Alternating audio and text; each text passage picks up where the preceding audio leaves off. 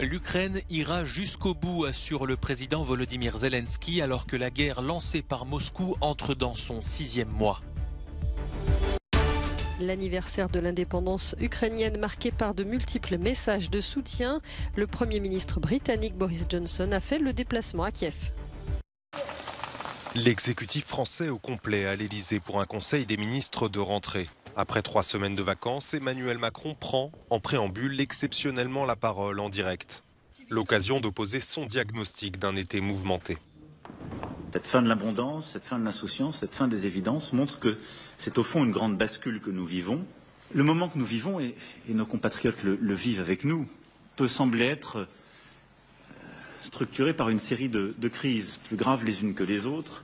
Et il se pourrait que d'aucuns voient notre destin comme étant perpétuellement de gérer des crises ou des urgences.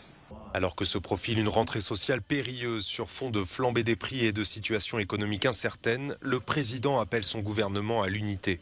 Un message d'unité, cette fois adressé aux Ukrainiens pour le 31e anniversaire de l'indépendance, dans une vidéo diffusée le jour même. Ce 24 août doit être un jour d'espérance, un jour d'unité de votre peuple, un jour d'unité et d'espérance de l'Ukraine avec les nations qui la soutiennent. Vous tenez et vous savez pouvoir compter sur notre soutien à tous, aujourd'hui comme demain. Emmanuel Macron, qui renouvelle son soutien à Kiev, annonce qu'un navire chargé de vivres et de matériel quittera dans quelques jours Marseille, direction l'Ukraine.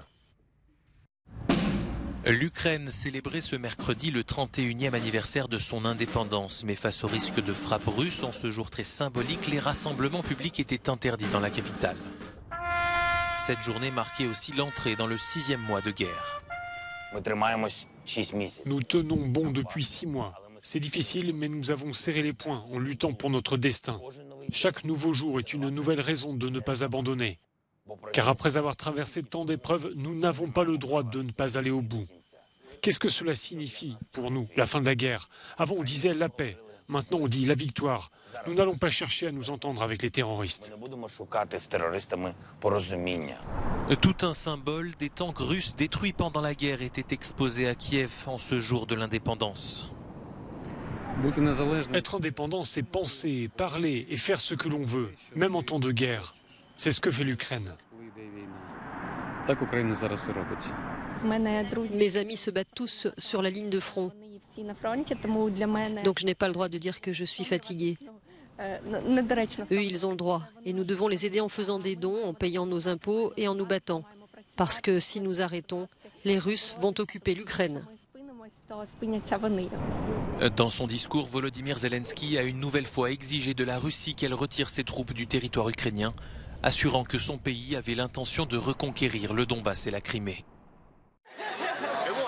La fête de l'indépendance ukrainienne, marquée par de multiples messages de soutien en Europe. Un rassemblement a eu lieu sur la Grand Place à Bruxelles en présence de la présidente de la Commission européenne, Ursula von der Leyen. Les dirigeants occidentaux ont rappelé leur appui unanime aux Ukrainiens face à l'invasion russe. L'Europe unie dans la liberté et la démocratie est beaucoup plus forte que l'impérialisme rétrograde de la Russie. Chers Ukrainiens, votre pays chassera l'ombre de la guerre parce qu'il est fort et courageux, parce qu'il a des amis en Europe et dans le monde entier. Nous sommes fiers d'être vos amis aujourd'hui et dans notre avenir commun. Gloire à l'Ukraine.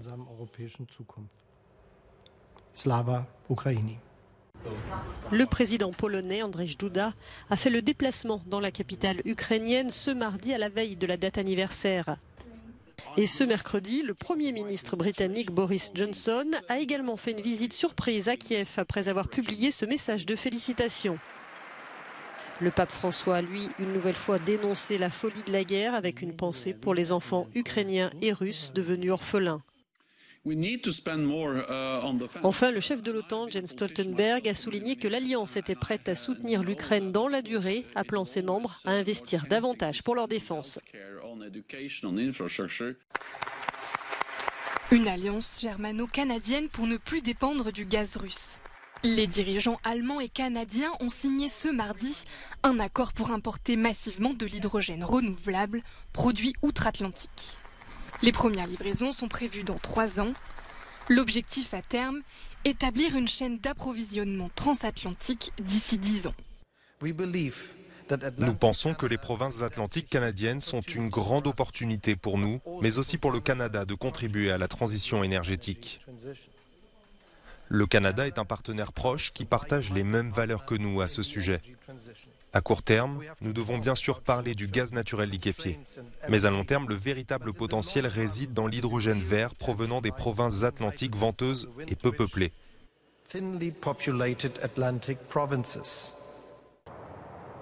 Dans le contexte de la guerre en Ukraine, l'Europe veut urgemment renforcer sa sécurité énergétique. L'Allemagne cherche aussi des solutions pour décarboner son industrie. Le Canada, de son côté, doit à présent investir des milliards dans des infrastructures et le développement de ces technologies encore récentes.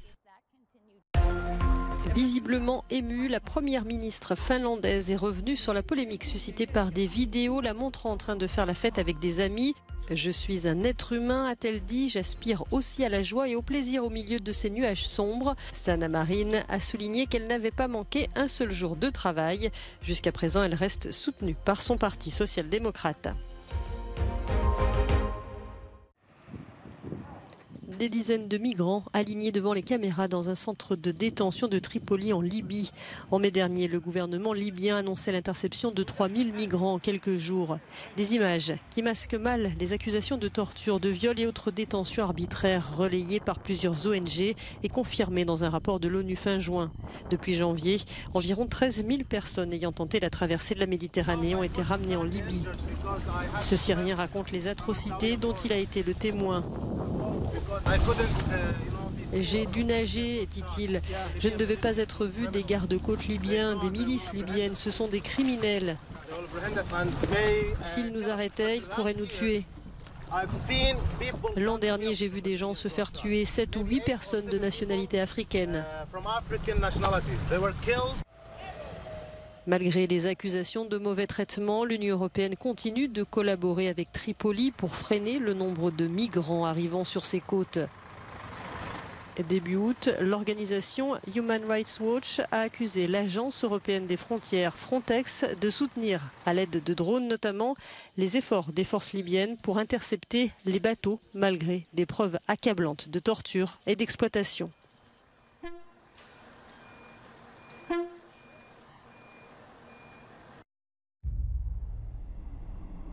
Héros très populaire en Allemagne, Winnetou est de retour sur grand écran. Mais la sortie d'un nouveau film sur le petit Apache suscite aujourd'hui de vifs débats dans le pays. Le personnage créé au XIXe siècle par Karl May est accusé d'alimenter les stéréotypes racistes.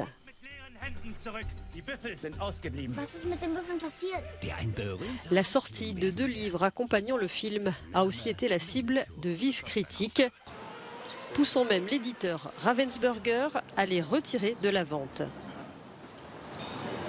La société a publié le communiqué suivant. Au vu de la réalité historique de l'oppression de la population indigène, on dresse un tableau romancé avec de nombreux clichés, est-il écrit. Dans ce contexte, nous ne voulons pas en tant que maison d'édition répéter et diffuser de tels clichés.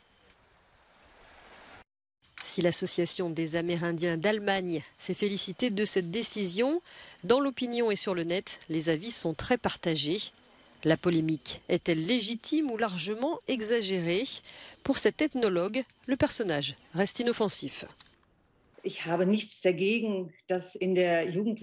n'ai rien contre le fait qu'il y ait des histoires fantastiques et irréalistes dans la littérature pour la jeunesse.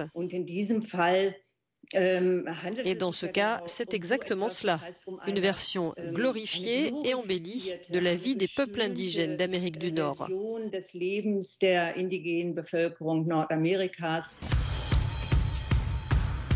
Le film, lui, ne sera pas banni des salles, mais cette nouvelle adaptation a reçu un accueil pour le moins mitigé. S'il est défendu par certains, d'autres le qualifient de kitsch et rétrograde.